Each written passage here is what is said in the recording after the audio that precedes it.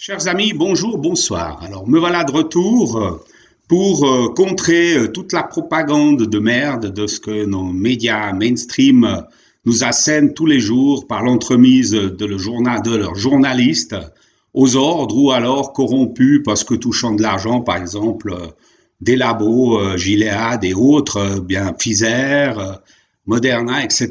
Donc tous ces gens toute cette merde de ce qu'on veut nous imposer et qu'on veut nous injecter pour soi-disant nous libérer. Parce que vous entendez bien ça, l'idée c'est de nous libérer.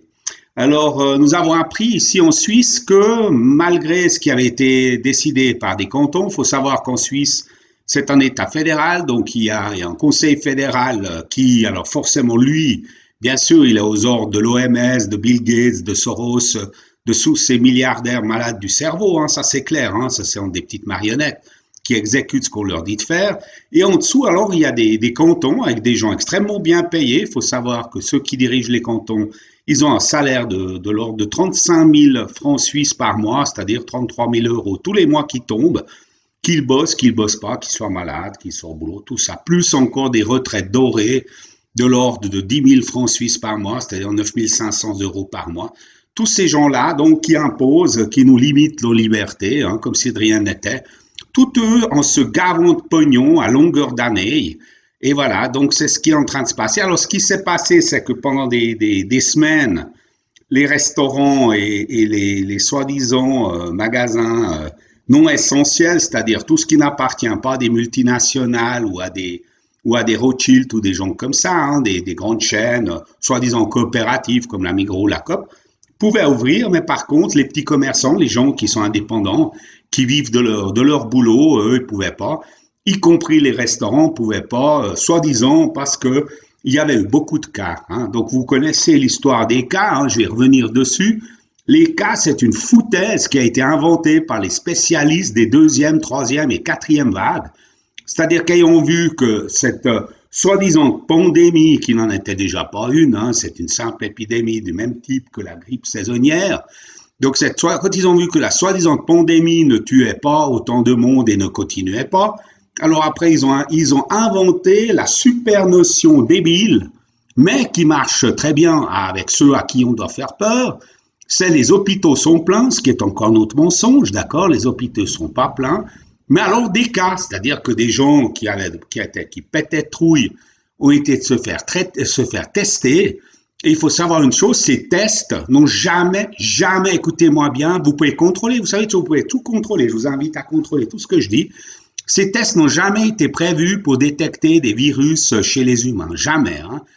Donc ils font ces fameux tests, hein, avec ce qu'on appelle des cycles d'amplification, c'est-à-dire qu'au début, on ne voit pas grand-chose, après on fait un autre cycle et on amplifie, et puis jusqu'à, on va dire, 25 cycles, on peut avoir à peu près une réponse même avec ce test pas prévu, à peu près correct pour détecter peut-être un virus. Mais au-dessus, ça vaut strictement, mais strictement plus rien du tout. Et il faut savoir une chose, que les gouvernements cherchent à garder secret le nombre de cycles d'amplification. Donc, vous pouvez aller, par exemple, en Suisse, je crois qu'il y a des 35, 40. Donc, vous êtes en train de détecter du grand n'importe quoi qui n'a rien à voir avec la dangerosité d'un quelconque virus dans votre sang. Donc, vous n'êtes pas du tout quelqu'un de malade ou qui peut transmettre quelque chose. Vous êtes quelqu'un de tout à fait normal. Et donc, ce sang de merde-là, à partir duquel ils font peur aux gens et ils veulent nous imposer des choses draconiennes, c'est-à-dire que vous pouvez sortir telle heure à telle heure, mais après telle heure, vous ne pouvez pas parce que là, c'est le virus qui vient au restaurant manger à votre place. Vous pouvez manger assis, mais pas debout, parce que, vous savez, le virus, lui, il est en l'air, il est au-dessus d'un mètre 30. Donc, il faudrait théoriquement se déplacer à quatre pattes.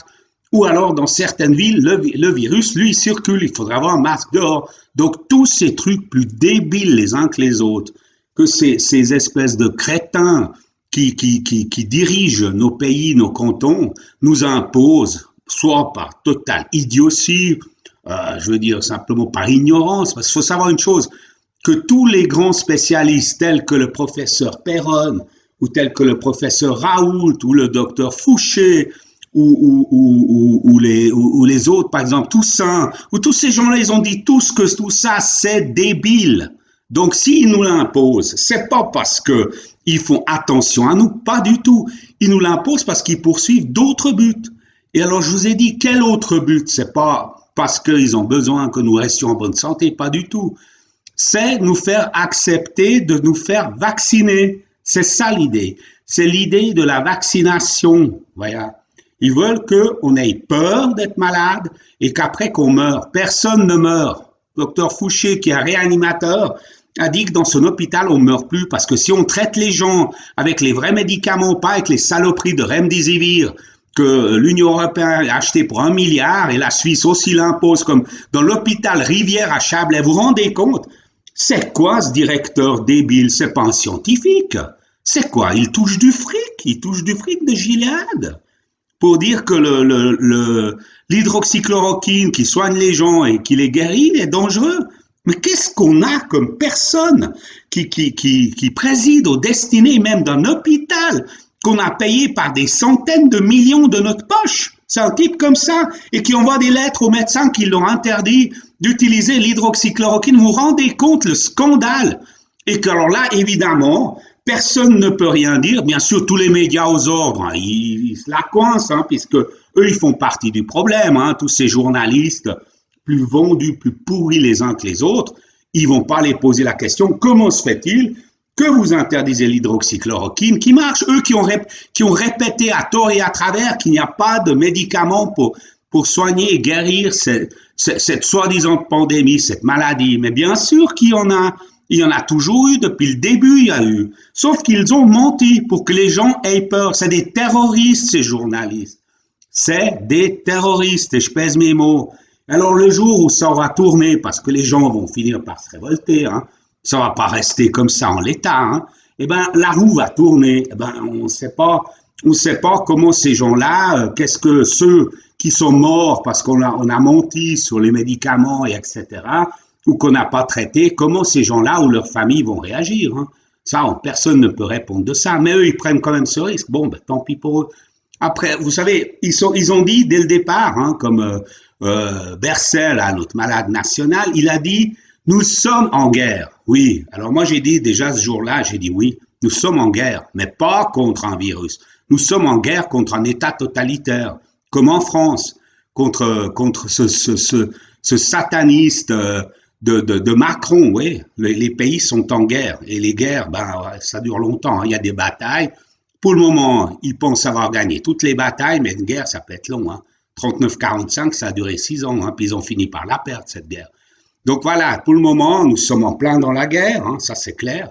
Et cette guerre, bien sûr, ben, il y a déjà eu des morts, hein, tous les gens qui n'ont pas été soignés, parce qu'on leur a dit qu'ils ne peuvent pas être soignés à l'hydroxychloroquine. Donc, ceux qui ont fait ça, c'est des criminels, hein, c'est des criminels, puisque on savait comment soigner.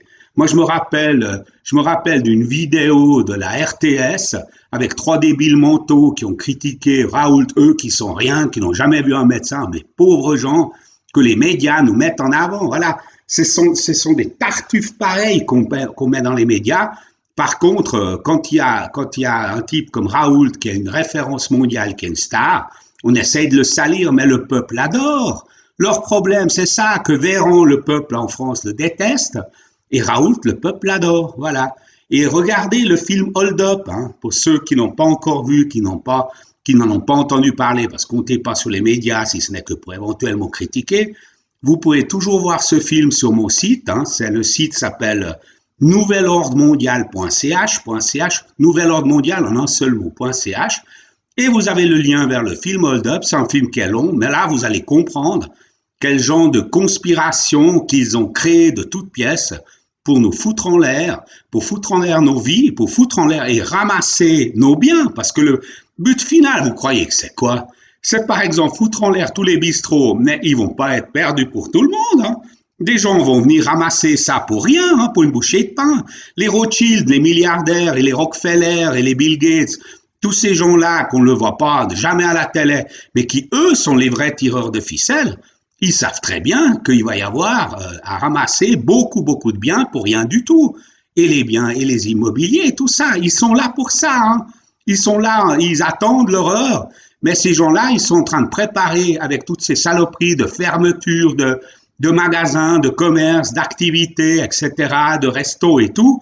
Ils sont en train de foutre en l'air tout le monde pour pouvoir ramasser derrière tout ça. C'est pas pour rien, n'ayez pas l'impression que c'est dû au hasard. Et puis que toute cette histoire de merde, de montée de toutes pièces, de coronavirus, c'est juste comme ça, mais pas du tout. Et c'est une vraie conspiration mondiale. Et on s'en fout qu'ils nous traitent de conspirationnistes. On les emmerde. Les journalistes qui disent ça, c'est juste des profonds débiles. Et ils font partie du problème. C'est une conspiration. Il n'y a pas de théorie de conspiration, il y a la pratique de la conspiration. Et on est en plein dedans. Il faut juste le savoir. Donc les gens, il faut que vous vous réveillez avant que vous ayez tout ramassé, hein, toute votre vie, tous vos biens. Parce que c'est ça qui est en cours, c'est pas autre chose.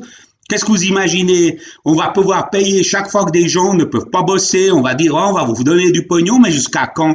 Et ce pognon, il va venir d'où, hein? Il va venir de la population suisse, en France, de la population française, au Canada, des Canadiens. On va nous prendre ça dans nos poches. Qu'est-ce que vous croyez? Qui va financer ça, hein? Bill Gates? Pensez donc, ils vont venir nous ramasser ça avec des taxes, impôts et d'autres machins. Ils vont venir avec des saloperies sans nom. Il faut se réveiller là, il se passe quelque chose là.